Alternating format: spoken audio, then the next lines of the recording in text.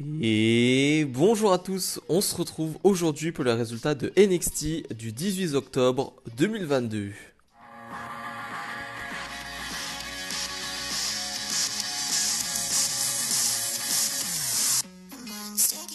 Comme d'habitude, n'hésitez pas à mettre le petit pouce bleu et à vous abonner. Ce NXT est un NXT spécial, c'est le dernier show avant NXT Halloween Havoc de ce samedi. Et je rappelle d'ailleurs que ma vidéo prono sortira demain midi, donc soyez présents. Et donc NXT spécial parce qu'il est face à AEW Dynamite, donc on a mis du lourd, c'est-à-dire que le show débute directement avec le Judgment Day qui accompagne Rhea Ripley. Je trouve ça trop bien. Rhea Ripley qui affronte Roxanne Perez. Rhea Ripley qui a été choisi par Cora Jade pour affronter Roxanne Perez, et on verra qui a été choisi par Roxanne Perez pour affronter Cora Jade plus tard dans la soirée. Et donc on a ce match qui va durer 13-14 minutes. Excellent combat déjà, on est content de revoir Rhea Ripley catcher parce que ça faisait un petit moment qu'on ne l'avait pas vue. On sait qu'elle traîne des petites blessures de temps à autre et ce qui fait qu'on la voit très peu en action. On la voit avec Dominique, on la voit dans ce clan de Judgment Day, mais sur le ring on la voit pas vraiment. Donc là ça fait plaisir de la voir et ça fait plaisir de la voir face à Roxanne Perez. Roxanne Perez, il n'y a pas vraiment de doute sur elle, elle est prête, mais genre totalement prête à aller dans le roster principal. En tout cas si elle doit y aller aujourd'hui, je veux dire, il n'y a aucun doute sur elle, elle est totalement prête. Voilà, Roxanne Perez est prête et même plus prête que certaines dans le roster principal.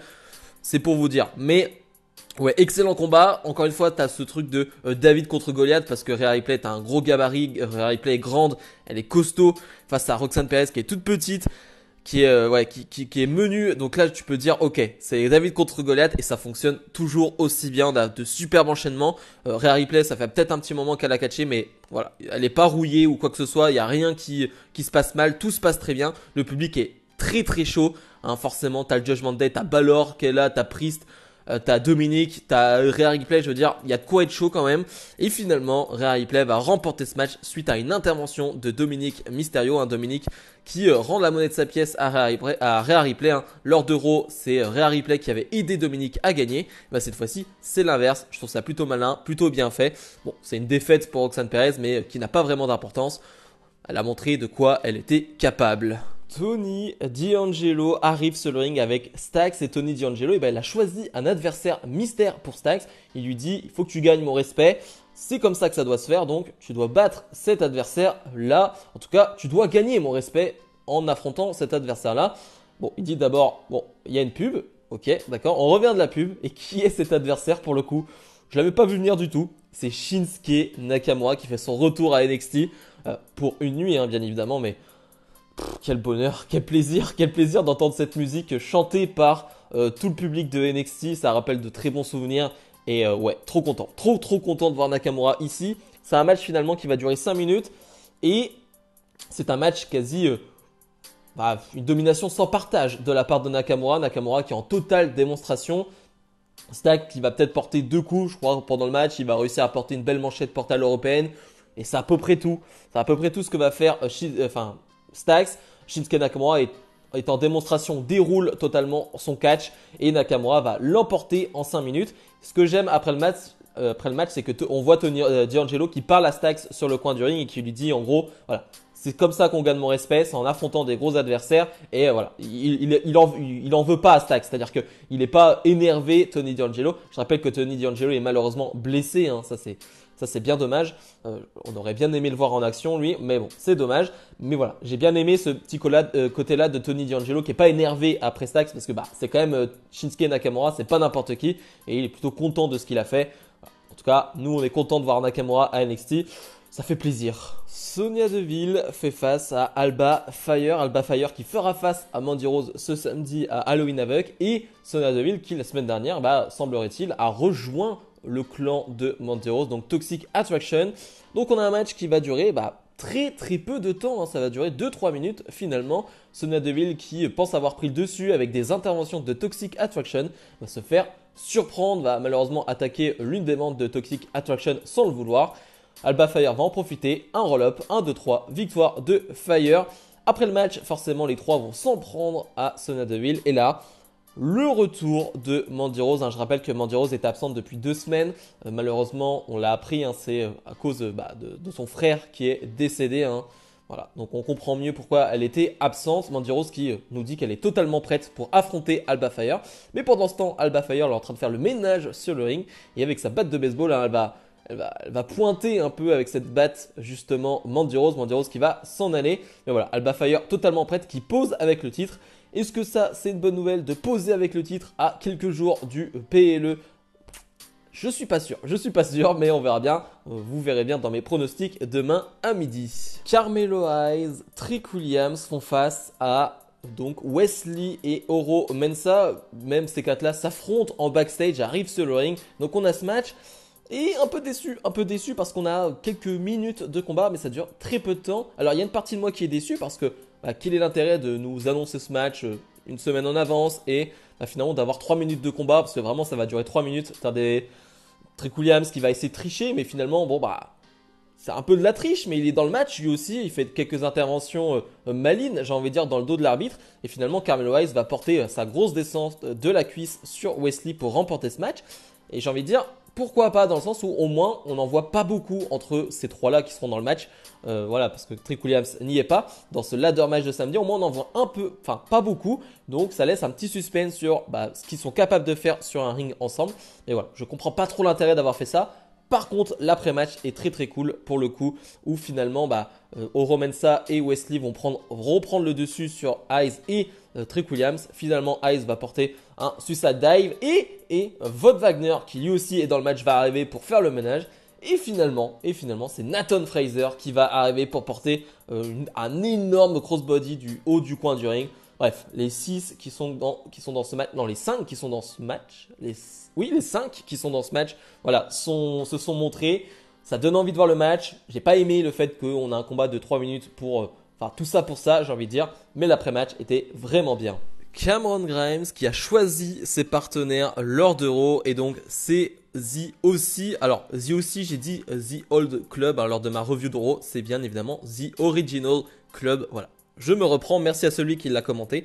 Ça fait plaisir de se faire reprendre, surtout quand je dis des bêtises. Et j'en dis beaucoup, donc merci de me reprendre. Et donc ils vont faire face à Schism, donc le clan de Joe Gacy. On a un match qui va durer plus de 10 minutes. Et c'était vachement bon, vraiment c'était cool. Encore une fois, je le répète, je suis pas un fan de The OC. Mais là ça passe bien, je trouve que ça passe très bien parce que des 2 côtés, ça travaille très bien en équipe. Et c'est ce que je veux moi dans un match en équipe tout simplement. C'est-à-dire que Schism, ça travaille bien avec Joe Gacy. Bon, on le sait, la Dyad, c'est une équipe qui est ensemble depuis des années maintenant, anciennement Grizzled Young Veterans. Mais voilà, là avec Joe Gacy, ça fonctionne bien. Je trouve que tu as des bons moves par équipe. Et de l'autre côté aussi, Cameron Grimes qui s'est vraiment bien introduit dans ce groupe qui... Vraiment, c'est très naturel pour Cameron Grimes d'être là. Il est très facile, Cameron Grimes. Vraiment, quel superstar, j'ai envie de dire, Cameron Grimes. Mais ouais, c'est un super match. Il y a du rythme, il y a du suspense, il y a de belles prises. J'aime bien les enchaînements finaux. Encore une fois, il y a un beau hot tag, je trouve, de Luke Gallows. Cameron Grimes qui arrive un peu nulle part, qui fait sa prise de finition. Bref, c'est un peu un bordel, mais le bon bordel, le bordel qu'on aime. Et finalement, c'est The OC qui vont donner la victoire à l'équipe de Cameron Grimes, comme on pouvait s'en douter. Ouais, c'était un bon match, un bon moment. J'ai vraiment apprécié. Vraiment, vraiment beaucoup apprécié. On nous annonce qui sera le host ou la host de NXT Halloween Havoc de ce samedi. Eh bien, c'est Shotzi. Et Shotzi, elle est là, elle arrive avec son chat. Ça fait plaisir de la voir. Shotzi nous dit qu'elle a déjà été la host de NXT Halloween Havoc. C'était en 2020, si je dis pas de bêtises. Et donc, elle est contente. Elle est contente. Il y a qu'elle qui est capable de faire ça. Je suis plutôt d'accord avec elle. Je pense que vraiment, elle est parfaite pour ce rôle-là. Finalement, elle va se faire interrompre par Xyon Queen. Xyon Queen qui... il veut être host aussi, il veut être co-host. Et finalement, c'est Quincy Elliott qui va arriver. Quincy Elliott qui d'abord dit qui dit d'abord à Xyon Queen, ça me dérangerait pas de te voir dans ton petit costume d'Halloween déjà, mais j'ai envie d'être le co-host. Et finalement, on va avoir un match entre les deux. Et le gagnant sera le co-host de NXT Halloween Havoc. Le match, il n'y a pas grand chose à en dire. Je trouve encore une fois que Quincy Elliott bouge plutôt bien pour quelqu'un de son gabarit. Vraiment, par rapport à par rapport à son gabarit, ce qu'il est capable de faire en termes de vitesse et même les chutes. Moi, c'est aussi comment il vend les prises. Je trouve qu'il vend très très bien pour son gabarit. Donc, je trouve que c'est vraiment une très belle chose pour des débuts. Vraiment, je trouve ça intéressant. Maintenant, voilà, on n'a pas vu grand chose, évidemment. Donc, Zion Queen qui va se faire un peu gêné par Hank Walker. Ce fameux agent de sécurité qui est maintenant devenu superstar. Et Quincy Elliott va en profiter pour gagner ce match en aplatissant tout simplement Zion Queen. Donc victoire de Quincy Elliott.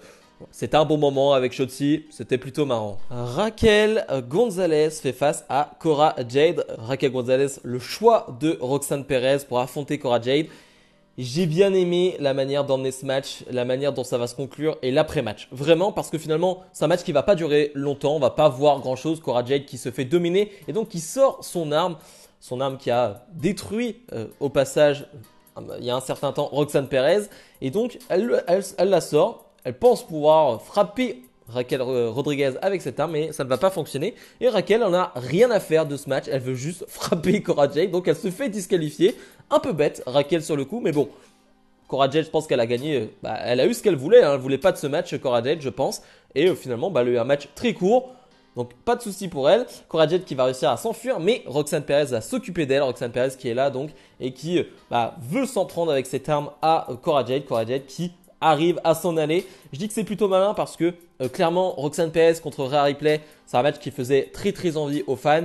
Raquel Rodriguez contre Cora Jade, un peu moins. Moi personnellement, j'ai envie d'en voir plus parce que Cora Jade, elle n'est pas au niveau de Roxanne Perez pour le moment. Mais attention, quand on dit ça, parce que je vois qu'il y a une campagne anti-Cora Jade sur les réseaux sociaux en ce moment, juste parce que Roxanne Perez est meilleure.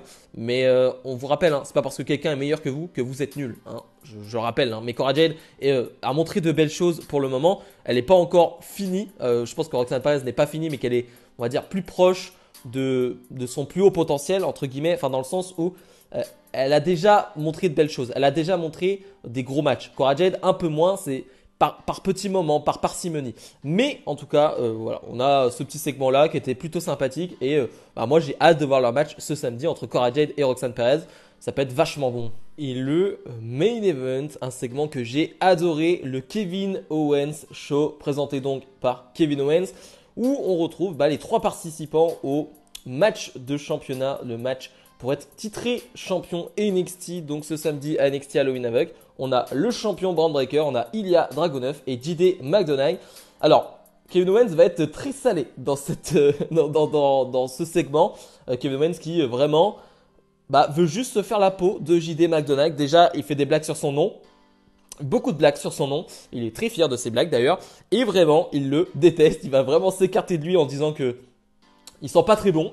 Ok, c'est gratuit, mais pourquoi pas. Il lui dit qu'il est bizarre, voilà, parce que c'est vrai que JD McDonagh a une certaine gimmick un peu psychopathe, de quelqu'un qui aime briser les os, voilà, qui parle d'anatomie, voilà, un peu particulier.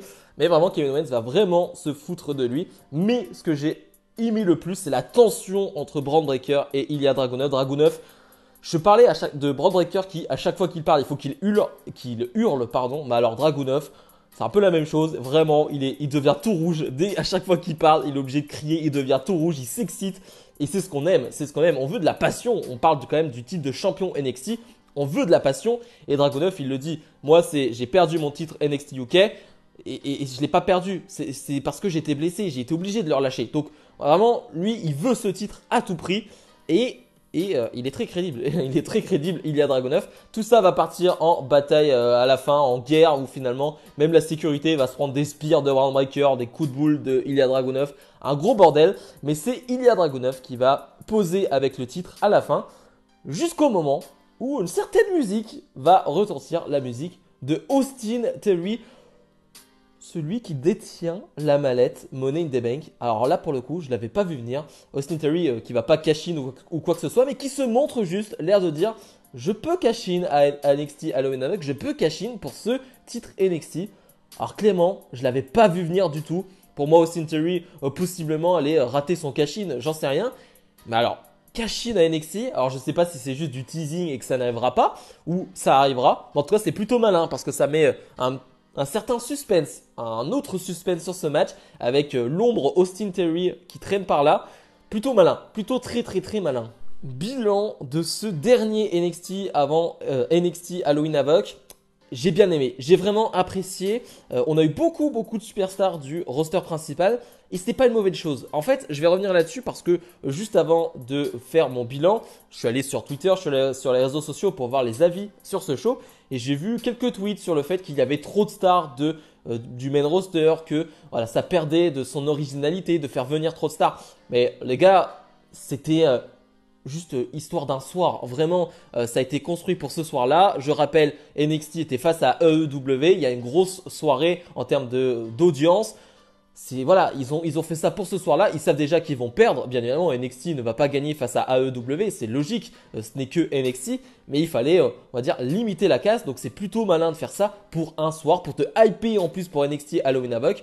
Franchement, moi, je vois pas le problème. Je sais pas ce que vous en pensez, mais je vois absolument pas le problème d'avoir fait ça ce soir-là. Au contraire, je trouve ça très malin et dans l'ensemble, ça a été plutôt bien fait. Bref, si je dois donner une note pour ce NXT, on est sur un bon 8,5 sur 10. Je me suis plutôt régalé. Bref, comme d'habitude, n'hésitez pas à mettre le petit pouce bleu, à vous abonner. Et nous, on se retrouve dès demain pour mes pronostics de NXT Halloween Havoc 2022. Salut, salut!